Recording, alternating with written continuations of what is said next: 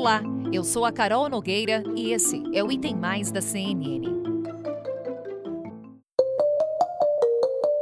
29 de janeiro marca o Dia Nacional da Visibilidade Trans. E o objetivo deste episódio do Item Mais é falar sobre esse tema. Nos últimos 13 anos, o Brasil tem liderado o ranking de países com mais mortes de travestis, homens e mulheres trans e pessoas de gênero não binário. Levantamento da organização Transgender Europe aponta que foram registradas 125 vítimas por aqui entre outubro de 2020 e setembro de 2021. O segundo país na lista é o México, com 65 mortes, metade do número do Brasil.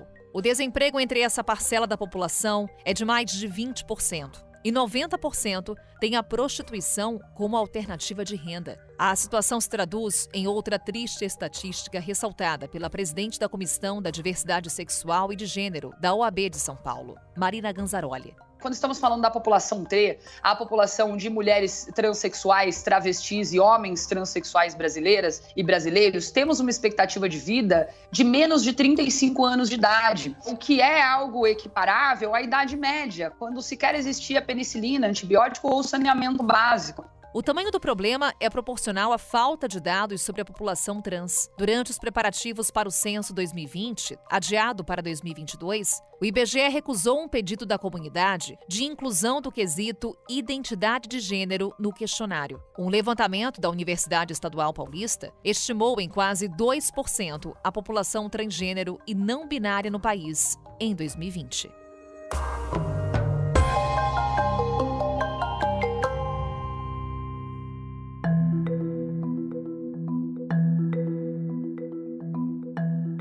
Neste episódio, vamos detalhar esses desafios. E nada melhor do que conversar com quem sente na pele os obstáculos enfrentados nesta luta pela visibilidade trans. O Item Mais de hoje recebe a Giovana Eliodoro. Ela é historiadora, comunicadora e criadora da página Transpreta. Giovana, muito obrigada por conversar conosco. Bem-vinda ao Item Mais. Obrigada, quem agradece sou eu pela oportunidade de poder estar trocando um pouco das minhas vivências e da realidade de pessoas como eu no país. Para a gente vai ser muito importante, Giovana. Vamos aqui começar com definições para quem acompanha esse episódio. LGBTQIA+. A letra T se refere a trans. Como é que a gente pode definir a identidade trans? Então, eu costumo dizer que é bastante difícil para a gente conseguir definir essa identidade que, assim como outras identidades e também sexualidades, vieram passando por longos processos de mudanças sociais e históricas, né? Definir conceito sempre é algo muito emblemático, mas é importante dizer que pessoas trans nada mais são do que aquelas pessoas que não se reconhecem com um gênero que foi designado a elas durante o nascimento, né? Então, aquelas pessoas que não se reconhecem a partir do que foi posto para elas como uma lógica biológica. Então, todas aquelas pessoas que não se reconhecem através da sua identidade são reconhecidas dentro desse guarda-chuva imenso que é o ser trans, né? Ser transgênero, ser uma pessoa travesti, transexual e etc. E pessoa cisgênero nada mais é do que, eu costumo explicar, aquelas pessoas que não se reconhecem como trans. Ou seja, se você não é uma pessoa trans, você é uma pessoa cisgênero. Ou seja, Giovana, pelo que você nos explica, dentro da letra T temos uma abrangência de identidades de gênero e sexo. Sim, sim. Por isso eu coloquei como um guarda-chuva, né? Talvez essa seja a melhor forma de expressar simbolicamente o que seria essa letra, porque dentro da sigla trans, nós temos englobado pessoas trans que são binárias, pessoas trans que são não binárias, pessoas trans que são intersexuais, pessoas trans que se reconhecem como travesti. Então, existem múltiplas possibilidades de assumir essa identidade. Recentemente, Giovana, ganhou destaque a discussão sobre o uso de pronomes de tratamento para se referir a uma pessoa travesti. As perguntas que eu vou te fazer agora, elas têm respostas óbvias, mas necessárias. Qual a importância de respeitar o que a pessoa é e tratá-la de acordo com a sua identidade? Então, acredito que sim, né? Antes de mais nada, eu gosto sempre de pontuar para as pessoas o que de fato é identidade travesti, né? Poucas pessoas conhecem essa terminologia mais a fundo, ou fez um estudo mais profundo sobre sua origem. Mas é importante ressaltar que a identidade travesti é uma identidade latino-americana. Logo, por ser uma identidade latino-americana, não existe travesti fora do contexto da América Latina. Essa é uma palavra, um termo, uma identidade que, em hipótese alguma, pode ser traduzida, independente da linguagem a qual você pretende traduzir. Não existe tradução para a palavra travesti, mas é importante ressaltar que travesti é uma identidade feminina, que passou por diversos processos de marginalização e que ao longo do tempo sempre esteve associada à violência, ao roubo, à morte, ao assassinato, à prostituição, trabalho sexual, abuso e etc. Mas hoje a gente vem recriando essa identidade. E quando eu falo sobre recriar, é importante ressaltar sobre os processos que atravessaram isso, né? E nesses processos todos, hoje, a gente tem que ainda dizer que nós exigimos que o nosso pronome seja respeitado e a nossa identidade é algo primordial, mas também é algo cansativo pensar que a gente está pedindo algo básico, que é o respeito, né? E muitas pessoas se questionam, mas eu tenho dificuldade de te tratar por esse nome. Mas como seria se fosse ao contrário, né? Se você acabou de me apresentar aqui através do seu nome e eu te chamo de João, sabe? E eu entendendo que você não é uma pessoa trans, mas eu trago essa retórica para você, né? Como seria? Eu estaria te desumanizando. Então, no fim, quando a gente fala de respeitar nossas identidades e pronomes, a gente está falando sobre humanização, sobre nos reconhecer enquanto uma pessoa que tem capacidade de se auto-identificar e de passar por processos de transformações. Respeitar ao próximo, viver em sociedade, Giovana. E para viver em sociedade é importante conhecer a sociedade em que estamos inseridos. Daí a necessidade de dados oficiais, de um levantamento, de um retrato da nossa sociedade. Na primeira parte desse episódio, falamos da ausência desses dados oficiais quando falamos da comunidade trans. Quais são os impactos dessa carência de informações, de levantamentos? É importante ressaltar que a ausência de dados sobre pessoas trans e travestis no Brasil faz parte de toda essa transfobia institucionalizada e estrutural, né? Porque uma vez que você não detém, não possui dados sobre essa população, logo essa população não faz parte, né, dos projetos de política pública que pretendem ser criados para nós. Então, quando eu digo isso, eu quero autoafirmar que nós não fazemos parte do objetivo geral dos planos políticos, dos projetos de leis constitucionais e etc. E boa parte dos dados que nós possuímos hoje no Brasil, eles são feitos, colhidos, observados e analisados através de instituições que buscam, de alguma forma, cumprir o papel que, claro, né, o poder público deveria cumprir, que é de, pelo menos, a gente ter um dado oficial de qual o número de pessoas trans nós temos hoje na nossa população do Brasil. E boa parte desses dados são cedidos por instituições e ONGs como a Associação Nacional de Travestis e Transsexuais, a ANTRA, que atualmente é uma das principais instituições que a gente tem, que pode falar pela população transexual e travesti e que detém pessoas transexuais e travestis à frente de toda a construção do seu dossiê anual. Então, quando eu falo isso, eu penso muito importante as pessoas repensarem por que não existe dado das pessoas trans, né? Qual o plano nefasto por detrás disso? Fazer com que a gente, mais uma vez, não seja humanizada, não seja naturalizada enquanto alguém que também pode possuir direitos. E ficam invisíveis, Giovana, perante o poder público? Essa é uma conclusão que a gente pode tirar? Sim, totalmente invisível. Uma vez que não existe dados sobre essa população, como eu vou apresentar um projeto de lei, né? Como eu vou apresentar, então, uma retórica para poder criar um dado constitucional ou algo para poder apresentar ao poder público se não existem informações sobre essa população? Nós somos totalmente invisíveis, né? E nesse mês a gente está falando sobre visibilidade trans, mas é importante também repensar quais são os outros momentos que nós, pessoas trans, estamos ocupando lugares de falas na grande mídia, né? Fora o mês de janeiro e o mês de junho, que é o mês do orgulho LGBTQIA+, né? Fora isso, eu consigo contar nos dedos quantas entrevistas ou quantos momentos de troca eu tenho para poder compartilhar sobre as nossas vivências ou para poder debater sobre qualquer outros assuntos. E eu, como historiadora, me dói muito também pensar que essa invisibilidade ela é tão intrínseca, tão intensa na sociedade, que por mais que eu tenha toda uma capacidade intelectual e um potencial para poder falar sobre outros assuntos, sempre recorrem a mim quando o assunto é a pauta trans, sabe? Ou seja, é algo que deixa a gente preocupada sobre como é que a sociedade ainda nos enxerga, né? Ou seja, falta uma visibilidade muito maior, não só por parte do poder público, mas também um olhar mais atento da própria sociedade. Sim, e eu acredito que, na verdade, a gente também precisa de entender o que está para além da visibilidade, né? Eu acho que visibilidade está muito ligado à representatividade, e tem uma estudiosa negra, uma intelectual, que chama Joyce Bert.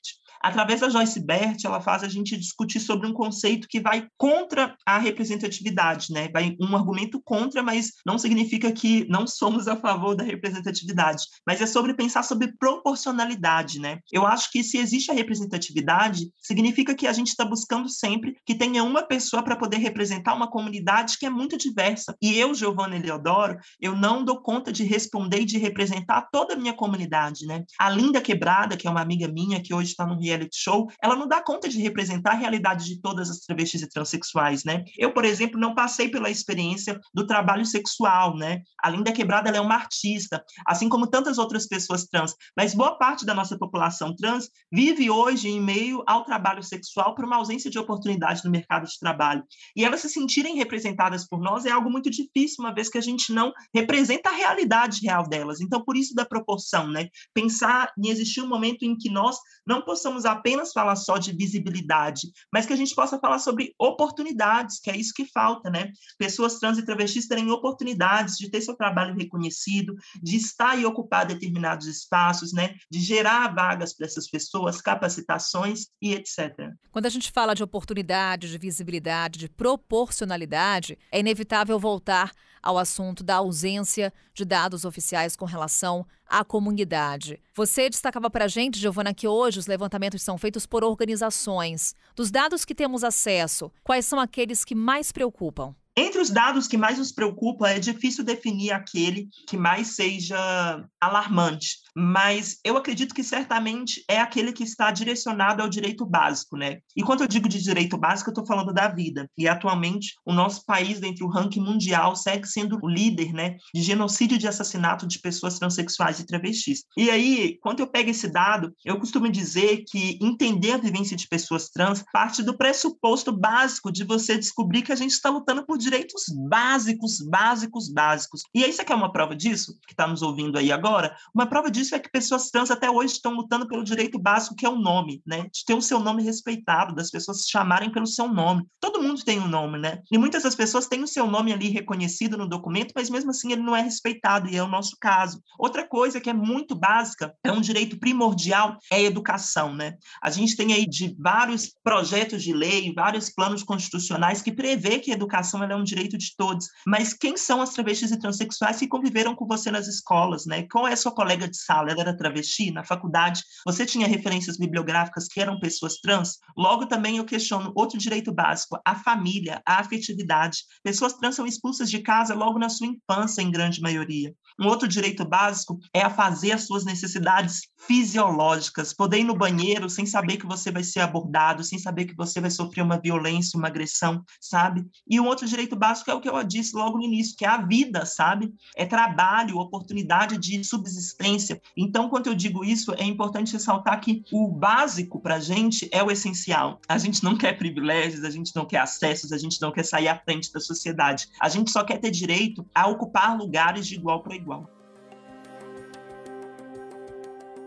Violência física. A Secretaria Municipal de Segurança Pública apura o caso de uma mulher transexual que foi agredida por agentes da Guarda Civil Metropolitana na região da Cracolândia, bem no centro de São Paulo. Eu vou conversar ao vivo, então, com o repórter Alisson Negrini, que vai trazer as informações. Alisson, a vítima disse que estava coletando doações na hora da agressão. Explica essa história direitinho. Bem-vindo, boa noite.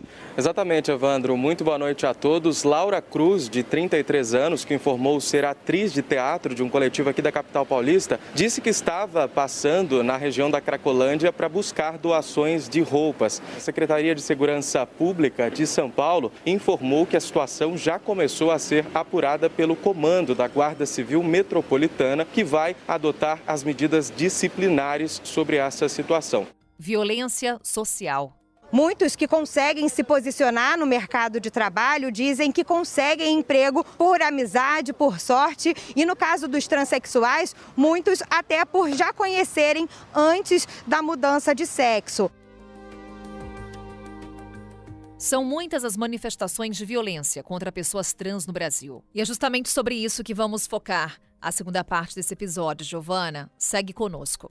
Giovana, na primeira parte desse episódio, você destacava que a comunidade quer o direito básico, que é essencial. É o direito ao nome, direito a usar um banheiro. A gente pode dizer que a violência contra a comunidade, ela se dá inclusive em pequenas ações do cotidiano? Sim, sim. Essa violência, ela reflete muito no nosso dia a dia, né? Quanto não respeitam o nosso nome, quanto nos olham com olhares que às vezes são ameaçadores, olhares de discrepância, de nojo, reações que às vezes nos faz querer sair daquele lugar, reações que nos fazem entender que não cabemos em determinados espaços, né? Então essa violência, ela é bastante constante, faz parte da nossa realidade. Eu mesma sou uma pessoa que vive até hoje no bairro onde foi nascida e criada. E isso logo, independente de toda a passabilidade social que eu possa ter adquirido ao longo da minha trajetória, faz com que as pessoas onde eu convivo, mesmo assim, continuem me tratando por um nome ao qual eu não me identifico, continuem me tratando de uma forma a qual eu não me identifico e a qual não me pertence. E isso demonstra como que, independente dos processos que você venha passar, sempre vai haver uma transfobia institucionalizada e estrutural na sociedade para buscar nos violentar de forma indireta ou direta. O Brasil é o país mais violento contra pessoas trans e não binárias. O que pode explicar isso, Giovana, na sua vivência e também no que você tem acesso com base em informações, com dados de organizações? A gente consegue apontar fatores para isso?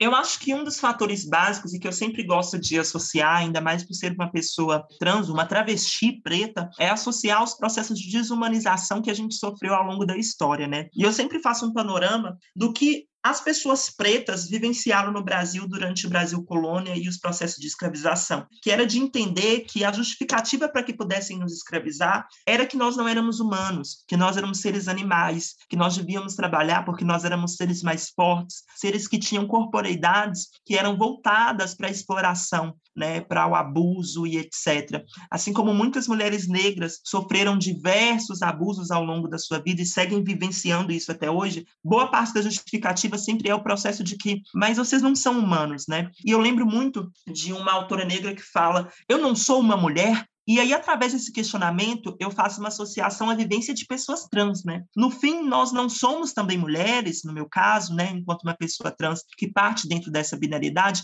nós não somos também humanas, nós não somos reconhecidas nesse lugar, porque, no fim, a gente percebe que não há justificativa alguma para que essa violência seja cometida. Mas o processo dessa violência está intrinsecamente ligado ao fato de nós não sermos reconhecidos enquanto indivíduos humanos. E aí as pessoas me questionam, não, mas eu trato todo mundo igual, somos todos iguais, eu vejo uma trans, eu super converso com ela, etc. Não, se eu ver uma trans, e aí eu pergunto, não, você trata todos iguais? Sim. E aí eu pergunto para você, quantas pessoas trans fazem parte da sua vida? Quantas travestis e transexuais você tem como amiga? Quantas pessoas trans já entrou dentro da sua casa? Quantas você já abraçou? Quantas pessoas trans você já contratou para fazer algo? Ou quantas pessoas trans você, sei lá, já conversou sobre como foi seu dia, sabe? E boa parte das pessoas vivem um abismo social e não convivem com pessoas trans, e logo criam um processo de desumanização, né? E esse processo de desumanização, ele é acompanhado pela violência. Porque quando uma travesti morre, como a gente analisa dados, a gente percebe que não é um atropelamento, né? Vamos assassinar uma travesti, vamos atropelar ela. Quando você chega no IML, ela foi atropelada, uma sequência de atropelamentos, indo e vindo o carro até acabar com ela. Outro exemplo, quando uma travesti chega no IML esfaqueada, não é uma facada para acabar com ela de vez, é 170 facadas, né? Quando uma travesti ela é assassinada e querem de alguma forma agredir ela, retiram o coração dela, sabe? Então, assim, retiram o coração de uma pessoa trans. Então, o que isso simbolicamente quer dizer? Que esse extermínio da população trans busca desumanizar realmente a gente, né? Busca colocar a gente numa posição animalesca ou de um ser que não deveria integrar a sociedade. E aí, diante de todo esse cenário que você traz pra gente, Giovana, falamos aqui sobre mudanças no comportamento da sociedade, da necessidade de políticas públicas, e eu te pergunto com relação a leis. Faltam leis no Brasil para proteger os direitos da comunidade LGBTQIA+, principalmente da comunidade trans? Sim, claro que faltam. E é importante ressaltar que muitas pessoas sempre gostam de analisar a lei que a gente tem de crime, né? Que é crime LGBTfobia. Mas é importante quando você fala assim, mas é crime LGBTfobia. E eu te pergunto, quantas pessoas que você conhece, que você viu, que já foram indiciadas, né? Já foram consideradas criminosas por praticar LGBTfobia? Quantas pessoas presas hoje dentro do nosso sistema carcerário estão lá por consideração da LGBTfobia? E aí, quando fala de sistema carcerário, eu também sou uma uma pessoa que tem várias críticas ao sistema carcerário e nem quer entrar nessa discussão profundamente. Mas é só para as pessoas entenderem que o fato da gente ter uma lei não garante que ela seja de fato, né, empregada na nossa sociedade. Então, justamente por isso,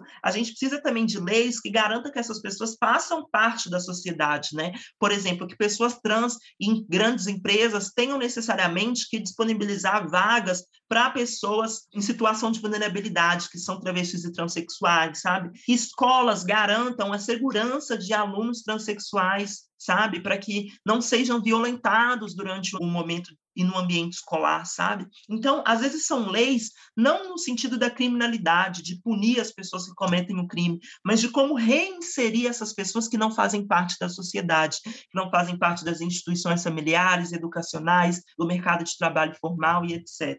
Vamos olhar alguns avanços, Giovana, para a gente encerrar essa nossa conversa. Se é possível a gente falar em avanços. Desde 2004, quando foi criado o Dia da Visibilidade Trans, a gente pode citar aqui reconhecimento do nome social, alguns locais que já reconhecem a designação não binário ao lado de homem e mulher. O SUS também passou a realizar cirurgias de redesignação de sexo. Na sua avaliação, principalmente aqui trazendo até os aspectos da sua vivência, a gente pode falar em avanços ao longo desses últimos anos? Então, os dados fazem com que a gente não considere os avanços, uma vez que o índice de morte só aumenta com o passar dos anos, os relatórios e os dossiês que a gente analisa. Mas, por outro lado, a gente pode sim falar de avanço quando a gente analisa histórias de figuras tão importantes para a nossa comunidade de travestis e transexuais. Travestis que viveram na década de 60, de 70, de 80, travestis que passaram pela ditadura militar, travestis que sequer tiveram a oportunidade de sentar numa cadeira de uma universidade, assim como eu tive, travestis que sequer tiveram a oportunidade de estar aqui hoje participando dessa entrevista, sabe? Quando eu paro para poder pensar nisso, eu entendo que a gente teve sim avanços. Em meio a esses avanços, a gente precisa também de reconhecer que hoje o que nós, pessoas trans, estamos lutando era pauta também para as nossas mais velhas, como eu costumo dizer. Mas também é importante ressaltar que enquanto nós estamos lutando pelo uso do banheiro, as nossas mais velhas nem sequer saíam nas ruas durante o dia. Eu tenho relação com travestis que já tem já os seus 60, 70 ou aproximadamente 80 anos, como a Nick Lima, que é uma grande referência para a nossa comunidade, que infelizmente nos deixou durante o ano passado. A Nick Lima, quando ela me contava sobre a década de 60 e 70, ela falava que nem sequer a oportunidade de andar na rua de dia ela tinha, porque enquanto uma travesti saía de dia para comprar um pão ou para fazer qualquer outra coisa, ela era extremamente recriminada, ela era extremamente abusada, apedrejada e etc. E durante a ditadura militar, a gente vivenciou um processo intensificado e institucionalizado de caça às travestis, né? Como a Operação Tarântula de São Paulo, que de alguma forma buscou ali caçar todas as travestis que viviam na rua e criou, inclusive, um relatório para poder determinar um perfil de violência, onde o perfil de violência automaticamente mais alto era o fato de você ser uma travesti. Então, quando eu vejo essas coisas e olho para hoje, a gente participando de reality show, a gente tendo a oportunidade de poder falar com as nossas próprias vozes, de sentar numa cadeira de uma universidade, de poder estampar campanhas publicitárias, de poder, de alguma forma, ter o nosso nome reconhecido nos documentos após decisão do Supremo Tribunal Federal e tantas outras conquistas sociais como a que você situou, eu acredito sim que a gente teve avanços e a gente também não pode ignorar eles, mas também não podemos reconhecer a violência e a realidade que hoje ainda é muito nebulosa. É necessário, evidentemente, avançarmos muito mais, Giovana. Mais uma vez, muito obrigada por essa conversa, por trazer para a gente toda a tua experiência de vida também para esse bate-papo. E, claro, contamos com você em novas oportunidades aqui no Item Mais. Um grande abraço. Um grande abraço, eu que agradeço e convido as demais pessoas que estão nos ouvindo a cada vez mais se aproximarem, se relacionarem e conviverem com pessoas transexuais e travestis. Até mais. Recado já tá dado pela Giovana. A gente volta a se encontrar amanhã aqui no Item Mais. Até lá!